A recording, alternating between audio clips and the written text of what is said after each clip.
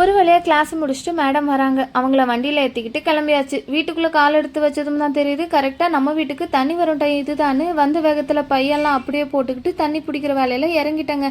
தண்ணி வந்தாலும் அப்பப்போ ஒரே பிஸி ஆகிடுவோம்ல, எல்லாத்தையும் கையோடு பிடிச்சி முடிச்சுட்டு வார சந்தைக்கு கிளம்பிட்டாங்க. போகிற வழியில் ஏடிஎம்மில் பணத்தை எடுத்துகிட்டு நேராக சந்தைக்கு வந்தாச்சு.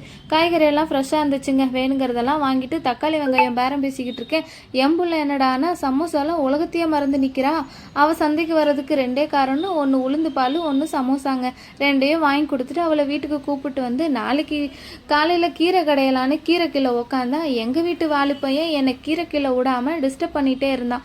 அவனை ஒரு வழியாக சமாளித்து தோசைக்கல்லில் தோசையை ஊற்ற ஆரம்பிச்சிட்டேன். சந்தைக்கு போயிட்டு வந்த டயர்டில் இன்றைக்கி டின்னர் தோசையும் கார சட்னியோடு முடிச்சிட்டேங்க. அப்பாடா இன்னைக்கு நாள் இதோடு முடிஞ்சிச்சுன்னு உக்காந்தா என் புள்ள அப்போ தான், அம்மா நாளைக்கு டிராயிங் ஹோம்ஒர்க்கு காலையில் சப்மிட் பண்ணணும்னு சொல்லிட்டு புக்கையும் நோட்டையும் தூக்கிட்டு வரா. நான் ஸ்கூலுக்கு போகிறேன்னா அவள் ஸ்கூலுக்கு போகிறானாலே தெரியலைங்க. அவள் ஹோம்ஒர்க்கை நான் பண்ணிட்டு அவள் பாட்டுக்கு போய் படுத்து தூங்கிட்டா.